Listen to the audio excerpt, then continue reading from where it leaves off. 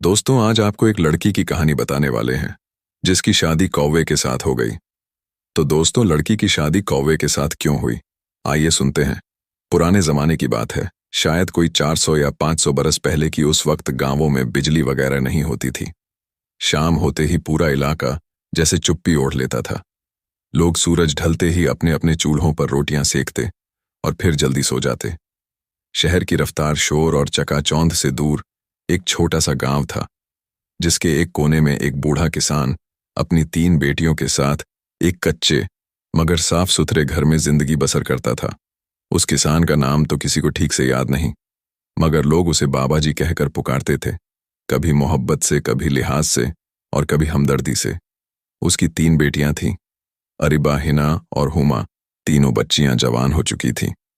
उम्र 21 से 24 के दरमियान। बड़ी अरीबा लंबी, रंग गोरा, आंखों में थोड़ा घमंड, मगर लहजा हमेशा नरम मजली। हिना चुपचाप रहने वाली, मगर नजरें तेज। और सबसे छोटी हुमा सांवली, सादी सी मगर आंखों में एक अजीब सी हिम्मत, जैसे हर बात पर भरोसा कर ले, हर सच्चाई को दिल से अपना ले। इन तीनों की मां नहीं थी। यह उस वक्त हुआ था जब हुमा सिर्फ 6 साल की थी। घर की औरत की गैर मौजूदगी ने बाबा जी को तोड़कर रख दिया था, मगर उन्होंने कभी बेटियों में कोई फर्क नहीं किया। उनके लिए तीनों फूल बराबर थे। तीनों को साथ खेतों में ले जाते, हल भी खुद चलाते और उन्हें भी सिखाते। मिट्टी में लथपथ हो जाती बेटियां, मगर कोई शिकायत नहीं। बस जब शाम को बाबा जी की थकी हुई आंखें उन पर पड़ती तो एक तस्लीम सी मिलती, जैसे सब कुछ ठीक है। मगर हकीकत यह थी कि तीनों बेटियां बराबर नहीं थीं, कम अज कम एक दूसरे की नजरों में तो नहीं।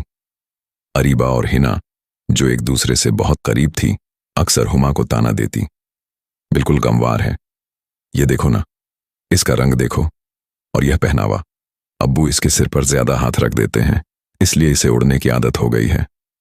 हुमा चुपचाप सुनती रहती, मुस्कुरा देती, कभी जवाब नहीं देती। बाबा जी को जब यह बातें कानों तक पहुंचती तो वह सख्ती से मना करते, मेरी तीनों बेटियां बराबर हैं, एक में भी फर्क मत करना। लेकिन बेटियों के दिलों में जो बात उतर जाए वह एक दिन जरूर बाहर आती है। एक रोज बाबा जी रात को खाना खाने के बाद अपनी चारपाई पर बैठे बैठे सोच में डूब गए। बेटियां जवान हो गई थीं, मगर अब तक किसी की शादी नहीं हुई थी। गांव में तो लोग बातें बनाने लगे थे, अरे देखो 3-3 लड़कियां बैठी हैं और कोई रिश्ता तय नहीं हुआ।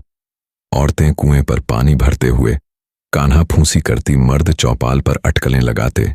बाबा जी के दिल में एक उलझन सी बैठ गई थी। अगर इनकी मां जिंदा होती तो वह ढूंढती अच्छे घर, मुझे तो बस खेतों का काम आता है, घर बसाने का हुनर नहीं। उसी रात उन्होंने एक अजीब सा फैसला किया। सुबह सुबह बेटियों को बारी बारी बुलाया। मैंने एक सोचा है, उन्होंने धीरे से कहा, अब तुम तीनों अपने अपने लिए दूल्हे खुद तलाश करोगी। तीनों बेटियां हैरान। अरीबा ने झुंझलाते हुए कहा, अब्बू यह कैसे हो सकता है? हिना भी बोली, आप हमें कहां भेजेंगे? दूल्हा तलाशने के लिए। लेकिन हुमा कुछ नहीं बोली, वो सिर्फ बाबा की आंखों में देखती रही। बाबा जी ने समझाया, तुम तीनों को मेरे साथ बाग होगा, वहां 3-3 पेड़ लगाओगी और फिर बाग में मौजूद एक ऊंचा पेड़ काटोगी। जिसका पेड़ जिस तरफ गिरेगा उस तरफ से उसका रिश्ता होगा। अजीब सी बात थी, मगर बाबा जी का लहजा ऐसा था कि मना करने की हिम्मत किसी में नहीं थी। अगली सुबह बाबा जी एक कुल्हाड़ी, 3 जोड़ी कुदालें और एक टोकरी में 9 पौधे लेकर अपनी बेटियों को जंगल के किनारे वाले बाग में ले गए। जगह एकदम खामोश, सिर्फ हवा का हल्का सा सरसराना और पत्तों की सरसराहट। बारी बारी तीनों ने जमीन में गड्ढा खोदा और अपना अपना पौधा लगाया। फिर बाबा जी ने कहा, अब उस पुराने पेड़ को देखो, हर एक अपनी मर्जी से एक पेड़ काटे। सबसे पहले अरीबा आगे बढ़ी, कुल्हाड़ी चलाई और तने में गूंजती हुई आवाज के साथ पेड़ हिला। फिर धीरे धीरे शोर मचाता हुआ उत्तर दिशा शुमाल की तरफ गिरा। अरीबा के चेहरे पर मुस्कान खिल गई, क्योंकि उस तरफ उसकी खाला का बेटा रहता था, जिससे उसकी छुप छुप कर बातें होती थीं। उसने तो मन ही मन सोचा भी था कि पेड़ उधर ही गिरे। अब बारी थी हिना की। हिना ने बहुत सोचकर पेड़ चुना, फिर कुल्हाड़ी से वार किया, 2-3-4, और फिर अचानक वह पेड़ दक्षिण जुनूब की तरफ गिरा। हिना की आंखों में चमक आ गई, क्योंकि उस तरफ गांव का एक नौजवान लड़का था, जो अक्सर उसे कुएं के पास देखता रहता था और कुछ इशारे भी किए थे। अब बारी आई हुमा की। हुमा ने चुपचाप एक पेड़ चुना, ना इधर देखा ना उधर। उसने कुल्हाड़ी उठाई और अपनी नाजुक बाजुओं से पहली बार जमीन की हकीकत से टकराई। कुल्हाड़ी चली, छाल उखड़ी, टहनियां हिली और फिर पेड़ जंगल की तरफ गिर गया। उस सन्नाटे में एक झिंझक सी भर गई। अरीबा ने जोर से हंसते हुए कहा, कहीं जंगल में कोई शेर तो नहीं है तेरा? दूल्हा हिना ने चुटकी ली। या फिर कोई भूत जो रातों को घूमता? हुमा ने नजरें झुका ली। बाबा जी ने सिर्फ पर इतना कहा, जो होगा सही होगा। उस रात कोई नहीं सोया ठीक से। अरीबा और हिना अपनी अपनी ख्वाबों की दुनिया में थी, एक दूसरे से अपने दूल्हों के बारे में बातें कर रही थी। लेकिन हुमा अपने बिस्तर पर आंखें खोले लेटी रही। सवेरा था, सूरज अभी पूरी तरह निकला नहीं था, मगर उसकी हल्की हल्की किरणें जैसे पूरे गांव को धीरे धीरे नींद से जगा रही थी। बाबाजी घर के आंगन में चारपाई पर बैठे थे, हाथ में लकड़ी की छड़ी, आंखें किसी पुरानी याद में डूबी हुई। उनकी तीनों बेटियां एक एक करके सामने आ गईं। तैयार होकर आज एक अजीब सा सुकून भी था और हल्की सी बेचैनी भी, जैसे कोई सफर शुरू हो रहा हो, मगर उसकी मंजिल का अंदाजा किसी को नहीं। बाबाजी ने तीनों को देखा। उनकी आंखों में फक्र था। जिस तरफ पेड़ गिरा था अब उसी तरफ जाओ, उन्होंने कहा। लेकिन याद रखना, तुम जिस दरवाजे पर पहुंचो हमेशा अदब से पेश आना, जो जवाब मिले उसे मान लेना। सबसे पहली थी अरीबा। उसका पेड़ गिरा था उत्तर शुमाल की तरफ, यानी उस रास्ते पर जो गांव के बाहर एक पगडंडी से निकलकर थोड़ी ऊंचाई पर बने घरों की तरफ जाता था।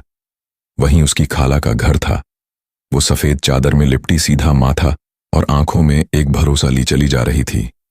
उसे याद था बचपन से जब भी खाला के घर जाया करती थी तो उनके बेटे सलामत से कभी पतंग उड़ाने को लेकर झगड़ा होता तो कभी मिट्टी के खिलौनों को लेकर दोस्ती।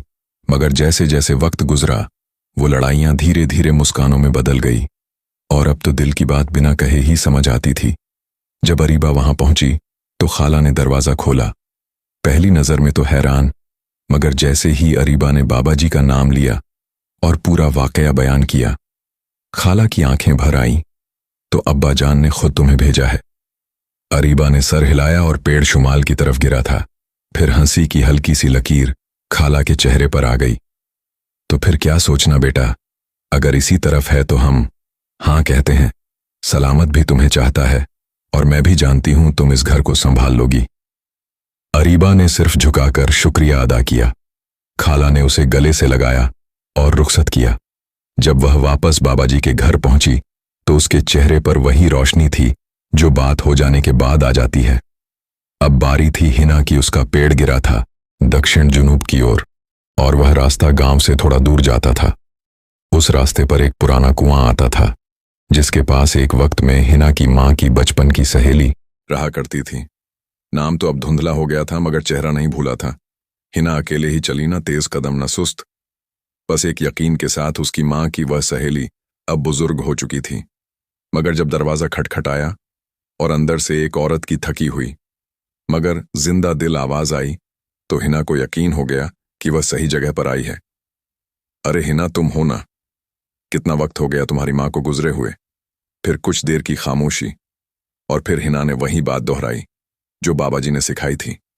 अम्मा जान ने वसीयत की थी कि जब हमारी शादी का वक्त आए तो वही रास्ता चुनना जो सीधा हो। मेरा पेड़ जुनूब की तरफ गिरा और वह मुझे आपके दर तक ले आया। बुजुर्ग औरत की आंखें भीग गईं। उन्होंने पास बुलाया, हाथ थामा और कहा, तुम्हारी मां अगर जिंदा होती तो आज यही करती। मेरे बेटे सुल्तान को तुम पसंद हो और वह तुम्हें देखकर हमेशा ही लाजवाब हो जाता था। अब जब पेड़ भी इस तरफ गिरा है तो मैं कैसे मना करूं? हिना के दिल का बोझ उतर गया। सुल्तान ने खुद आकर आदाब किया और बुजुर्ग औरत ने सिर पर हाथ रख दिया।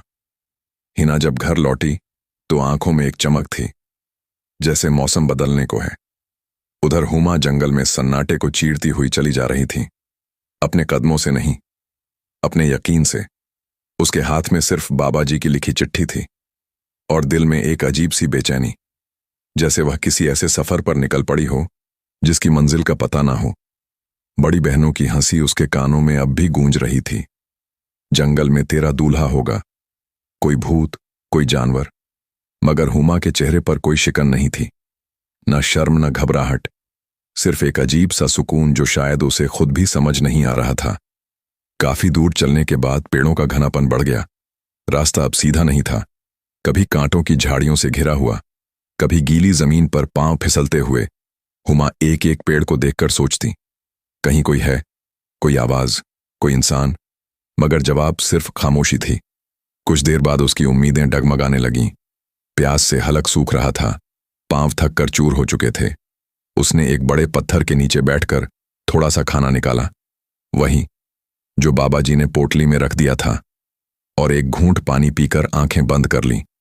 जब थोड़ी देर आराम कर लेने के बाद वह उठी तो दिल में फिर से उम्मीद का एक छोटा सा दिया जल उठा। अब उसके कदम थोड़े धीमे थे, मगर नजरें और तेज चलते चलते कुछ दूरी पर झाड़ियों के पीछे से कुछ अजीब सी परछाई दिखी। एक झोपड़ी, मगर वह आम झोपड़ी नहीं थी। उसकी दीवारें लकड़ी की थीं, लेकिन इतनी सीधी और तरतीब से काटी हुई कि जैसे किसी ने बहुत संजीदगी से बनाई हो। छत पर सूखी टहनियों का ढेर था। हुमा कुछ लम्हे ठिठकी, फिर धीरे से आगे बढ़ी और झोपड़ी का दरवाजा खटखटाया। कोई जवाब नहीं आया। दरवाजा थोड़ा सा खुला हुआ था। उसने आहिस्ता से धक्का दिया। अंदर दाखिल होते ही वह चौंक गई।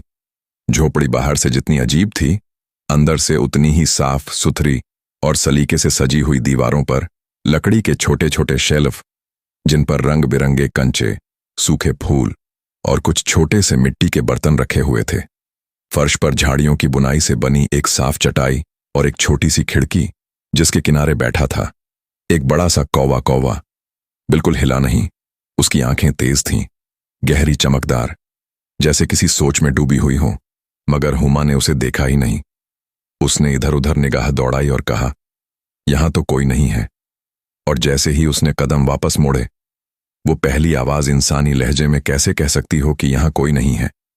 हुमा के पांव जैसे जमीन में जम गए। उसने धीरे धीरे मुड़कर देखा, और वहीं कौवा, जो अभी तक चुपचाप खिड़की पर बैठा था, अब इंसानों जैसी आवाज में बोल रहा था। हुमा की आंखें फैल गईं, दिल की धड़कनें तेज हो गईं। यह कैसे मुमकिन है? कौवा बोला, मैं यहां अकेला नहीं रहता। मेरी बातें सुनने वाला कोई इंसान नहीं था, मगर आज तुम आ गई हो। हुमा कुछ नहीं बोल सकी। वो चुपचाप उसे देखती रही। उस कौवे की आवाज, उसका लहजा, उसका अंदाज इंसानों जैसा था, मगर शक्ल अब भी परिंदे की थी। कौवे ने उससे पूछा, तुम यहां क्यों आई हो? हुमा ने वही किस्सा दोहराया। बाबाजी, पेड़ की दिशा, जंगल का सफर, सब कुछ। कौवा खामोशी से सुनता रहा। उसकी गर्दन कभी झुकी, कभी सीधी होती, मगर आंखें हुमा पर ही टिकी थीं। फिर कुछ देर की खामोशी के बाद कौवे ने कहा, क्या तुम मुझसे शादी करोगी? हुमा के होंठों से हंसी सी निकल गई, मगर आंखें अब भी सहमी हुई थीं। तुम एक कौवा हो और मैं इंसान, यह कैसे मुमकिन है? कौवे ने कोई बहस नहीं की। उसने सिर्फ एक छोटा सा रक्स किया, अपने परों को फैलाया, चटाई पर घूमते हुए एक अजीब सी लय में थिरका। उसकी हरकतों में अजीब सी नरमी थी, जैसे कोई कलाकार बिना बोले बहुत कुछ कह रहा हो। और फिर उसी थिरकन में उसने एक नगमा गुनगुनाना शुरू किया, एक बहुत पुराना मगर दिल को छू लेने वाला नगमा। हुमा चुप थी, उसकी आंखें नम थीं। कौवे की आवाज में ऐसा दर्द, ऐसी चाहत थी कि कुछ पलों के लिए वह भूल गई कि सामने बैठा शख्स एक परिंदा है, एक अजीब सी हामी। कुछ देर बाद हुमा ने सिर्फ इतना कहा, अगर तुम्हारा दिल सच्चा है और तुम्हारी नीयत साफ है तो मैं हाँ कहती हूं। कौवे ने सर नीचे कर लिया और शुक्रिया अदा किया। फिर हुमा उठ खड़ी हुई, झोपड़ी से बाहर निकली और वहीं पगडंडी पकड़ी जो बाबाजी के घर तक वापस जाती थी। सूरज ढलने को था, आसमान हल्का नारंगी हो गया था और पेड़ों की परछाइयां जमीन पर लंबी हो चली थीं। गांव की फिजा में एक अजीब सी ताजगी थी, जैसे कोई खुशबू फैली हो जो हर किसी को छू रही थी। उस दिन जब तीनों बहनें अपने अपने सफर से वापस लौटी तो आंगन में एक गहरी खामोशी थी। बाबाजी नीम के पेड़ के नीचे बैठकर चाय का प्याला लिए सोच में डूबे हुए थे। जब उन्होंने बेटियों के कदमों की आहट सुनी तो सर उठाया। तीनों एक कतार में खड़ी थीं, अरीबा माथे पर शिकन, लेकिन चेहरे पर सुकून हिना, गले में चमकीली चूड़ियां, आंखों में ख्वाब, और हुमा सादा लिबास, मगर निगाहों में कोई ऐसा राज जो उनमें से किसी को नहीं पता था। बाबाजी ने पहली नजर अरीबा पर डाली। हाँ बेटी, बताओ किसे चुना? अरीबा ने शर्माते हुए सिर झुकाया, फिर धीमे लहजे में बोली, अब्बा, मैंने खाला के बेटे सलामत को पसंद किया है। आपने इजाजत दी थी और पेड़ भी उसी तरफ गिरा था। बाबा जी ने मुस्कुराकर सिर हिलाया, फिर हिना की तरफ देखा। और तुम हिना? हिना ने चूड़ी की खनक के साथ जवाब दिया, अम्मी की सहेली के बेटे सुल्तान से मुलाकात हुई। मैंने दिल की बात कह दी और उन्होंने भी हामी भर दी। बाबा जी ने फिर सिर झुकाकर हामी दी। खुश रहो बेटा, दोनों बहनें अपने मनपसंद घरों में जाएं, यही मेरी चाह थी। फिर उनकी नजर पड़ी हुमा पर, जो अब भी चुप थी। अरीबा और हिना ने देखा कि हुमा अब भी कुछ नहीं बोल रही। अरीबा ने आंखों ही आंखों में हिना को देखा और फिर मुस्कुराकर तंज कसा, क्या बात है हुमा, अभी तक कुछ नहीं बताया? लगता है तेरे दूल्हे के दांत बहुत बड़े हैं, और कान, वह तो शायद छत तक पहुंचते हो। हिना ने हंसी दबाते हुए कहा, या फिर कोई जंगल का दरिंदा है जो दिन में सोता है और रात को शिकार करता है। हुमा को डर लग रहा होगा। उसका नाम लेने से हुमा ने गहरी सांस ली। उसकी आंखों में गुस्सा नहीं था, बल्कि एक ठंडी सी समझदारी थी। उसने दोनों को देखा और फिर बहुत ही सादा लहजे में कहा, नहीं, ऐसी कोई बात नहीं, मेरा शौहर बहुत अच्छा है। हिना हंसी, तो फिर बताती क्यों नहीं? या फिर वह शौहर पेड़ों पर उड़कर आता है? अरीबा तंज कसते हुए बोली, या शायद उसे उड़ने में देर हो गई, इसीलिए बता नहीं पा रही। हुमा अब भी मुस्कुरा रही थी। तुम लोग मानो या ना मानो, लेकिन मेरा दूल्हा शहजादों से कम नहीं। उसके लहजे में वो ठहराव था जो किसी यकीन से आता है। दोनों बहनों के चेहरे पर हल्की सी चुप्पी छा गई, मगर उन्होंने बात को हंसी में उड़ाने की कोशिश की। अच्छा अच्छा, तो अब तो हमें देखने का इंतजार रहेगा। जरूर कोई ऐसा होगा जो इंसानों में नहीं मिलता। काश हमें भी जंगल भेजा होता। उस रात घर में अजीब सा माहौल था। अरीबा और हिना अपनी शादी की बातों में मशगूल थी। चूड़ियां कौन सी आएंगी, कपड़े किस रंग के होंगे, बारात कैसी होगी। मगर हुमा चुपचाप अपने कमरे में बैठी रही, हाथ में बाबा जी की चिट्ठी और आंखों में उस कौवे की आवाज। बाहर से देखने पर वह एक समान लड़की थी, मगर उसके दिल में अब एक ऐसा रिश्ता पलने लगा था। बाबा जी तीनों बेटियों को देख रहे थे। वह जानते थे बड़ी दो बेटियां अब अपनी राह पर हैं, मगर हुमा, उसकी चाल, उसकी आंखें, उसका लहजा, सब बदल गया है। कभी वह छोटी सी बच्ची जो मां के बिना सहमी रहती थी, आज इतनी मजबूत कैसे हो गई? बाबा जी ने दिल ही दिल में सोचा, इस बच्ची ने कुछ देखा है, कुछ ऐसा जो हम समझ नहीं सकते। लेकिन मैं जानता हूं, अगर यह मुस्कुरा रही है तो जरूर कोई सच्चा रिश्ता मिला है। इसे अगले दिन शाम ढल रही थी। आसमान पर धूप और छांव की लकीरें एक दूसरे से जुदा होने लगी थी। आंगन में हल्की हवा चल रही थी और नीम के पेड़ की पत्तियां सरसराने लगी थीं, जैसे कोई आने वाली बात की आहट दे रही हो। बाबा जी अपनी पुरानी चारपाई पर बैठे हुए थे। उनके माथे पर सिलवटें थीं, मगर आंखों में एक अलग सा सुकून। उनकी तीनों बेटियां घर के अंदर थीं।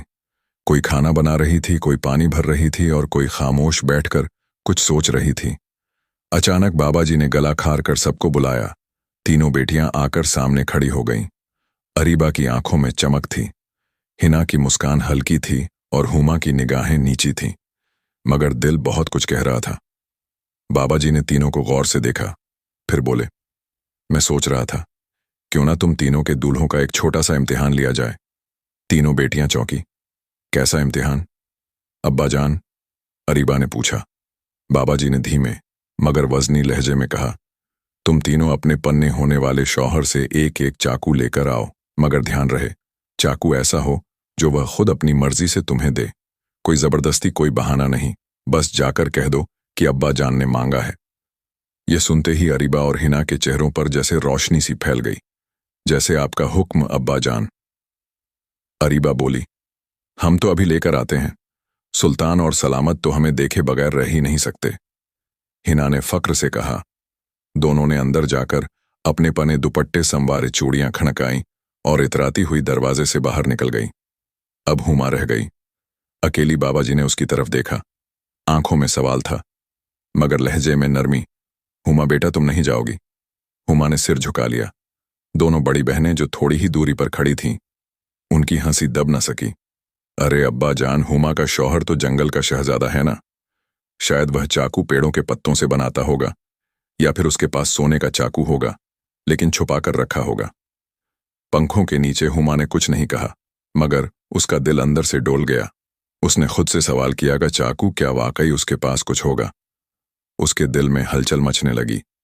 एक तरफ बाबा जी की उम्मीद थी और दूसरी तरफ वो झोंक पड़ी, वो खिड़की और वो परिंदा जो उसके दिल के इतना करीब हो गया था। मगर उसने गहरी सांस ली और कहा, अब्बा जान, मैं जरूर आपके लिए चाकू लाऊंगी। बाबा जी ने सिर हिलाया। तो जाओ बेटा, और याद रखना, यह सिर्फ चाकू का इम्तिहान नहीं है, यह रिश्ते की गहराई का भी इम्तिहान है। अरीबा अपनी खाला के घर की ओर निकल पड़ी। दिल में यकीन, चेहरे पर इत्मीनान। हिना भी अपने रास्ते बढ़ चली और हुमा ने अपनी पोटली उठाई, अपने पैरों में चप्पल पहनी और फिर उसी रास्ते पर चल दी जो कांटों से भरा, तंग और खामोश था। मगर इस बार उसके दिल में डर कम था, एक यकीन सा था कि शायद जो उसके दिल के करीब है वह उसकी बात को समझेगा। जंगल वहीं था, मगर इस बार हुमा के कदमों में एक तेजी थी, जैसे दिल की धड़कनों को भी पीछे छोड़ चुकी हो। रास्ते में अब डर नहीं था, न थकान, सिर्फ एक सवाल था जो उसके माथे पर लिपटा हुआ था। क्या वाकई वो मुझे चाकू देगा? उसे नहीं पता था कि जवाब क्या होगा, लेकिन उसका दिल कह रहा था कि वो कौवा जो इंसानों की तरह बोलता है, शायद समझता भी है। झाड़ियों से गुजरते हुए, कांटों को चीरते हुए जब हुमा उस झोपड़ी के सामने पहुंची तो सूरज की आखिरी किरणें आसमान से उतर रही थीं। झोपड़ी अब भी वैसी ही थी, मगर खिड़की पर बैठा वह कौवा जैसे आज उससे पहले से भी ज्यादा सजग, जिंदा और मोहब्बत भरा लग रहा था। जैसे ही हुमा की आहट आई, उसने गर्दन घुमाई और खुशी से बोला, हुमा, मुझे यकीन था कि तुम लौटोगी। हुमा खामोश बैठ गई। कौवा उसकी आंखों में देख रहा था। तुम परेशान हो, बताओ क्या बात है? हुमा ने पूरी बात बारी बारी बयान कर दी। बाबा जी का इम्तिहान, चाकू की मांग, बहनों की तंज, सब कुछ। कौवा खामोश रहा। कुछ देर फिर बोला, अगर मैं कहूं कि मैं तुम्हें चाकू दे सकता हूं तो क्या तुम मानोगी? हुमा एकदम चौंक गई। तुम? लेकिन कैसे? क्या तुम्हारे पास सच में कोई चाकू है? कौवा मुस्कुराया, अपने परों से उड़कर खिड़की के पास गया और वहां एक छोटा सा कपड़ा पड़ा हुआ था, हल्का सा धूल से ढंका। उसने चोंच से वह कपड़ा हटाया और नीचे से निकला एक चमचमाता हुआ चाकू। हुमा की आंखें फैल गईं। चाकू कोई मामूली औजार नहीं था, उसका हथ चांदी से जड़ा हुआ, उस पर जटिल नक्काशी और धार इतनी साफ कि रोशनी उसमें से टकराकर जैसे चमकने लगी। ये चाकू तो किसी बादशाह का लगता है। हुमा के होठों से निकला। कौवा ने धीरे से कहा, मेरे पास सब कुछ नहीं है, मगर जो कुछ है वह तुम्हारा है।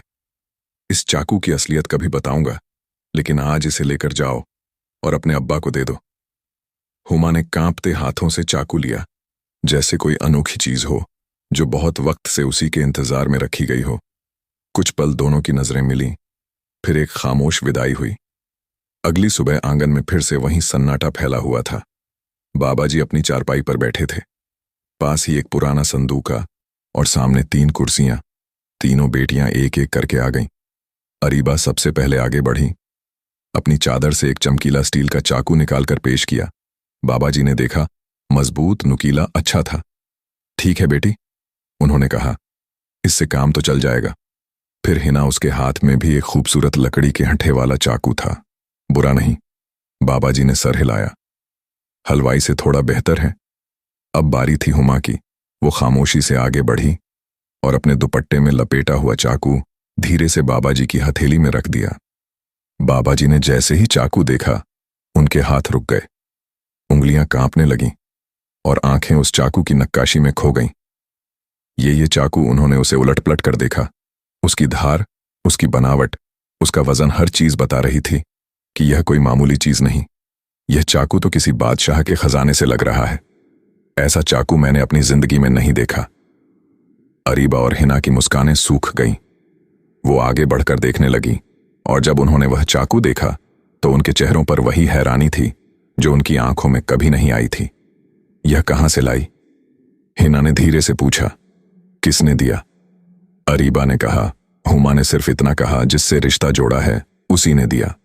बाबा जी ने हुमा की तरफ देखा, फिर चाकू की चमक को देखा और फिर तीनों बेटियों को बराबर टोलते हुए बोले, आज मैंने तुम्हारे दूल्हों के हाथ की पहचान देखी है। अब उनकी सूरत देखना बाकी है। और फिर उन्होंने दिल में बहुत हल्की मुस्कान ली, मगर आंखें अभी भी सोच में डूबी थीं।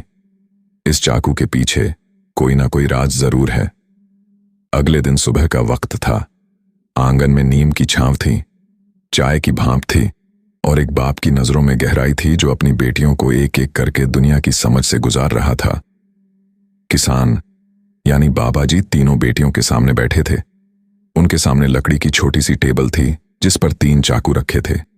तीनों की बनावट अलग, मगर उनका मतलब एक ही, वह शख्स जिसने इन्हें भेजा वाकई उस लड़की की जिंदगी का हिस्सा बनने लायक है या नहीं। बाबा जी ने चाकू की चमक को देखा, फिर अपनी बेटियों को और बोले, मैं तुम तीनों की पसंद से खुश हूं, मगर अभी दिल पूरी तरह मुतमीन नहीं हुआ। तो अब क्या करना होगा अब्बा जान? अरीबा ने पूछा। क्या कोई और इम्तिहान बाकी है? हिना ने कहा। बाबा जी ने धीरे से कहा, हाँ बेटा, अब आखिरी इम्तिहान है। अपने पने दूल्हों से जाकर मेरे लिए एक अंगूठी लेकर आओ, मगर याद रहे जबरदस्ती नहीं करनी। अगर वह दिल से दें तभी लेना। तीनों बहनों ने बाप की बात मानी। अरीबा अपनी खाला के घर की तरफ चली। एक बार फिर सलामत को देखने, उससे हौसला पाने हिना उसी जुनूब रास्ते पर चली जहां सुल्तान उसके इंतजार में खड़ा था। और हुमा ने बिना एक लफ्ज कहे अपने दुपट्टा ठीक किया, पोटली उठाई और फिर उसी रास्ते पर बढ़ गई। कांटों से भरा, मगर उसे अब रुकना नहीं आता था। जब हुमा पहुंची तो खिड़की की चौखट पर वहीं को आ बैठा था, गर्दन झुकाए, शायद किसी सोच में डूबा हुआ। जैसे ही उसने हुमा की आहट सुनी वो तुरंत सीधे बैठ गया। हुमा, आज फिर हुमा। अम्मा की आंखों में हल्की सी परेशानी थी, मगर आवाज उस सलीके से भरी हुई। अब्बा जान ने एक और इम्तिहान रखा है। कौवा ने गर्दन हिलाई। बताओ, इस बार क्या चाहिए उन्हें? हुमा ने लफ्जों को समेटते हुए कहा। इस बार उन्होंने अंगूठी मांगी है, मगर कहा है कि जबरदस्ती नहीं होनी चाहिए। कौवा ने कुछ देर हुमा को देखा। उसकी आंखों में अब शिकवा नहीं था, बल्कि एक अजीब सी चमक थी। अंगूठी, फिर उसने कोई सवाल नहीं किया, ना उलझन जताई। बैठो, रुक जाओ। कौवा फुर्ती से खिड़की की मुंडेर पर चढ़ा और फिर वहां गया जहां पिछली बार चाकू रखा था। अब की बार उसने अपने पर फैलाकर एक छोटा सा रुमाल बिछाया, बिल्कुल सफेद किनारे से हल्की कढ़ाई वाला। फिर वह मुड़ा और उसी जगह से अपनी चोंच में एक नन्ही सी अंगूठी दबाकर लाया।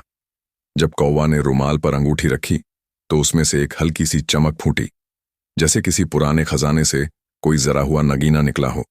अंगूठी ना तो सोने की थी न चांदी की, मगर उसकी बनावट, उसका नक्काशीदार नक्शा और उस पर उभरा एक बहुत पुराना निशान, जैसे किसी शाही खानदान की निशानी हो। यह अंगूठी मेरी नहीं, मगर जिससे जुड़ा हूं उसकी थी, कौवा ने धीरे से कहा। हुमा चौंकी, मगर फिर उसने पूछा, नहीं, सिर्फ मुस्कुराकर अंगूठी उठाई जैसे कोई अमानत थामी हो। शुक्रिया, वो बोली। कौवा ने सिर्फ एक बात और कही, इम्तिहान अब तुम्हारा है। हुमा, चलो अब जाओ और अपना यकीन निभाओ। तीनों बहनें एक एक करके वापस घर लौट आईं। अरीबा के पास एक मोटे सुनहरे हंठे वाली अंगूठी थी, जिसे देखकर बाबा जी बोले, ठीक है, अच्छी है, मगर थोड़ी भारी लग रही है। हिना ने भी अंगूठी पेश की, चांदी की सीधी, बिना सजावट के। ठीक है, बाबा जी बोले, ये काम की लग रही है, मगर किसी कहानी की नहीं। फिर हुमा की बारी आई। हुमा चुपचाप आगे बढ़ी, दुपट्टे से रुमाल खोला और वह अंगूठी बाबा जी की हथेली में रख दी। बाबा जी ने जैसे ही अंगूठी को देखा, उनकी सांसें कुछ पल रुक गईं। वह नजदीक लाकर उसकी नक्काशी पढ़ने लगे, उसके अंदर की रेखाओं को छूते रहे। ये तो वो चुप हो गए। यह निशान, ये तो कभी मैंने एक पुराने दस्तावेज में देखा था। यह तो किसी बहुत पुराने शाही घराने की मोहर थी। अरीबा और हिना चुप थी। अब मजाक की कोई जगह नहीं बची थी। बाबा जी ने हुमा को देखा। उसकी आंखों में सुकून और फक्र था, जैसे उसके लफ्ज कह रहे हों, मैंने रिश्ता किया है। मजबूती से अगले दिन सवेरा एक अलग सा जश्न लेकर आया था। किसान यानी बाबा जी उस दिन जल्दी जाग गए थे। उनका चेहरा थका हुआ नहीं था, बल्कि आंखों में एक अलग सी ताजगी थी, जैसे वह किसी फैसले के करीब पहुंच चुके हों। आंगन में तीनों बेटियां उनके सामने खड़ी थीं।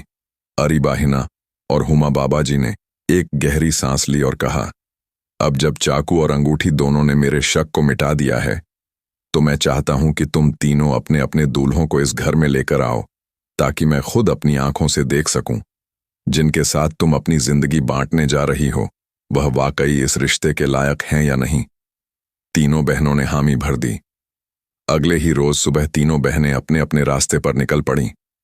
अरीबा अपनी खाला के बेटे सलामत को बुलाने के लिए चली। दिल में उम्मीद थी, लहजे में हौसला हिना अपने दूल्हे सुल्तान के घर रवाना हुई। हर कदम पर सोच रही थी कि अब्बा जान को उसका चुनाव जरूर पसंद आएगा। और हुमा वही रास्ता, वही कांटों से भरी पगडंडी, वही जंगल का सुकून और वही झोपड़ी जहां उसकी सबसे अलग राह थी। जब हुमा पहुंची तो झोपड़ी की खिड़की खुली थी और कोआ अंदर किसी काम में मशगूल था। जैसे ही उसकी नजर हुमा पर पड़ी, उसकी चोंच से हल्की सीटी निकली, जैसे खुशी जाहिर कर रहा हो। आ गई तुम? हाँ, हुमा ने मुस्कुराकर जवाब दिया।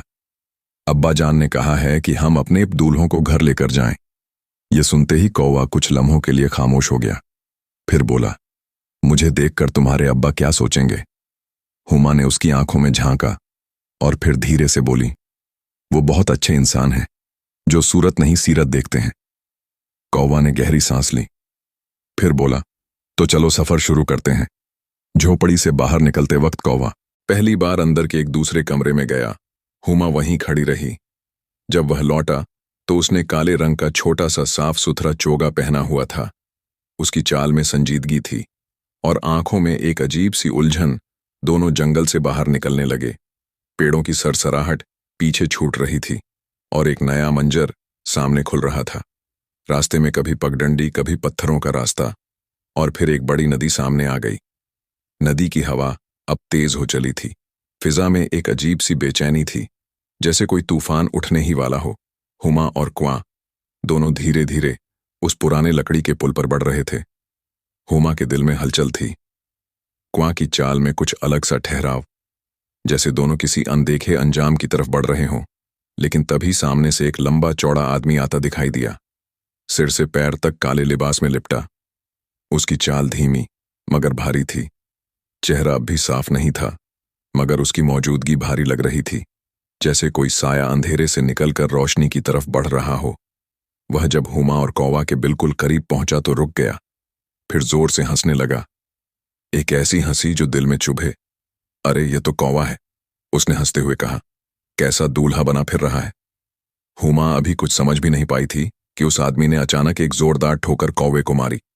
ठप कौवा लड़खड़ाया और अगले ही पल पुल की रेलिंग से टकराकर सीधे नदी में जा गिरा। नहीं, हुमा की चीख निकली। उसके पांव वहीं जम गए, आंखें वहीं ठहर गईं और दिल जैसे पल में फट गया। क्वां उसका साथी, उसका हमराज नदी में गिर चुका था। हुमा दौड़ी, मगर बहुत देर हो चुकी थी। उसने बस एक पल को पानी में उठता हुआ वहां पर देखा और फिर नदी का बहाव उसे साथ ले गया। हुमा ने गुस्से और तकलीफ में उस आदमी से पूछा, तुमने यह क्या कर दिया? क्यों मेरे शौहर को नदी में फेंक दिया? वो आदमी फिर हंसा, मगर अब उसकी आवाज में तंज था। शौहर? वो तो एक कौवा था, तुम्हारा दूल्हा कैसे हो सकता है? एक परिंदा, और तुम इंसान। यह कहकर वह बिना पीछे देखे चला गया, जैसे उसका काम सिर्फ तौहीन करना था और फिर गायब हो जाना था। अब हुमा अकेली रह गई। वह उसी पुल पर बैठ गई। उसकी आंखें लगातार नदी के बहाव को देखती रहीं, जैसे कोई लौट आएगा, मगर कोई नहीं आया। आंसू खामोशी से गालों पर बहते रहे। मैं तुझे नहीं बचा सकी, वो बुदबुदाई। तू मेरा दूल्हा था और मैं तुझे एक परिंदा समझती रही। तुझसे कभी पूछा नहीं, कभी समझा नहीं, बस तेरा साथ चाहा।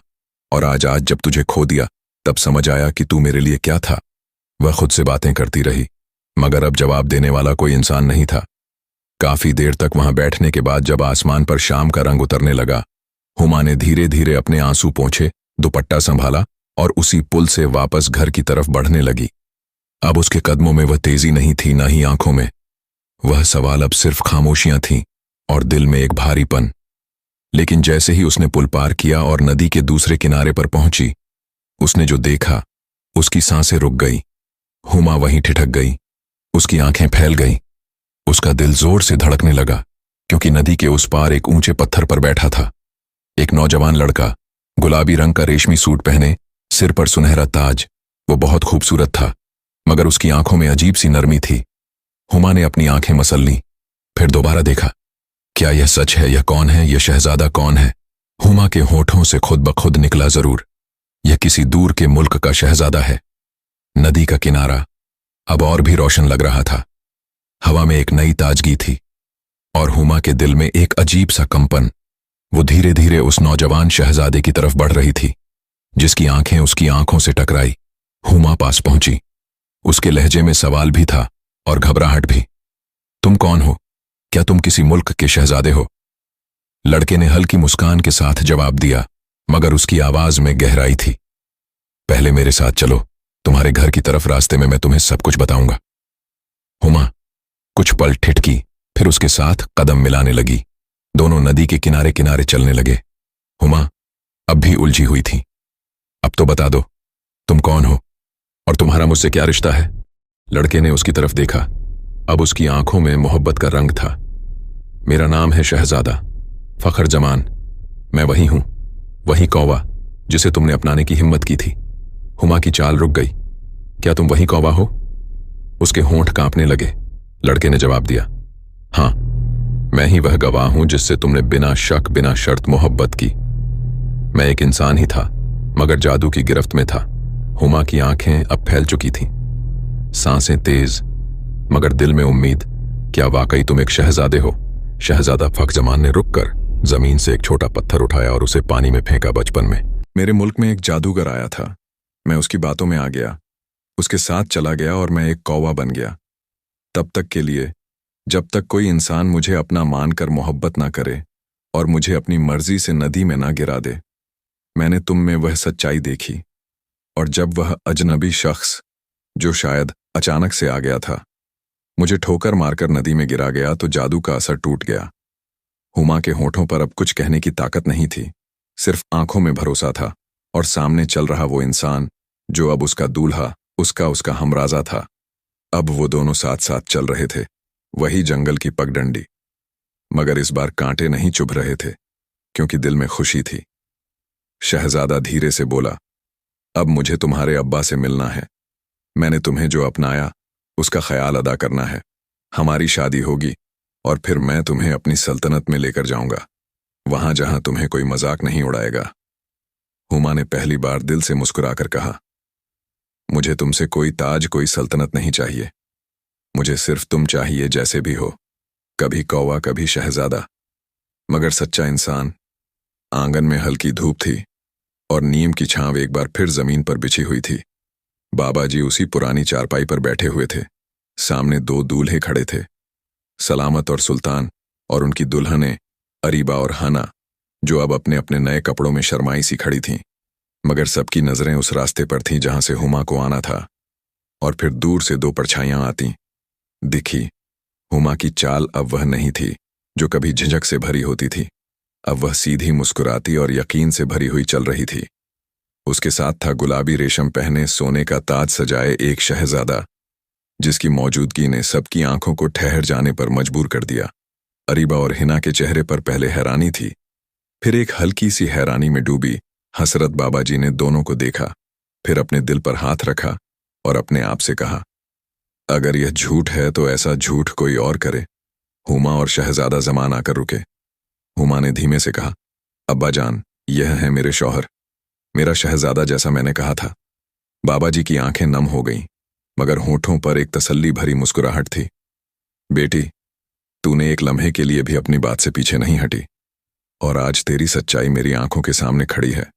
मैं खुश हूं, बहुत खुश, कि मेरी परवरिश गलत नहीं गई। अरीबा और हिना थोड़ी देर चुप रही, फिर एक दूसरे की तरफ देखा और फिर हुमा की तरफ। उनकी आंखों में हसरत थी, मगर अब शिकायत नहीं। काश हमारा पेड़ भी जंगल की तरफ गिरा होता। अरीबा ने धीरे से कहा, शायद हम भी किसी शहजादे से मिलती। हिना ने जोड़ा, मगर अब वक्त हाथ से निकल चुका था। किसान ने तीनों बेटियों को पास बुलाया। अब जब तीनों ने अपने पन्ने शौहर को पहचान लिया है, तो अब यही उम्मीद है कि तुम्हारा रिश्ता हमेशा महफूज रहे। अरीबा ने सलामत से शादी की, सादगी से मगर मोहब्बत के साथ। हिना ने सुल्तान का साथ शादी की, थोड़ी समझदारी, थोड़ी उम्मीदों के साथ। और हुमा, उसकी शादी शहजादा फख जमान से हुई। एक ऐसी शादी जो सिर्फ दिल से दिल की थी। शादी के अगले दिन जब तीनों बहनें घर के आंगन में बैठी, तो अरीबा ने हुमा से कहा, बहन, तू सही थी। तेरी खामोशी में वो आवाज थी जो हमने कभी सुनने की कोशिश ही नहीं की। हुमा ने सिर झुकाकर जवाब दिया, मोहब्बत वो है जो शक्ल से नहीं, सीरत से शुरू होती है। जो कौवा समझा गया वो शहजादा निकला, और जो मजाक बना वह आज मिसाल बन गया। दोस्तों, असल बात यह है, किसी का मजाक नहीं बनाना चाहिए, वरना उसका उल्टा भी हो सकता है।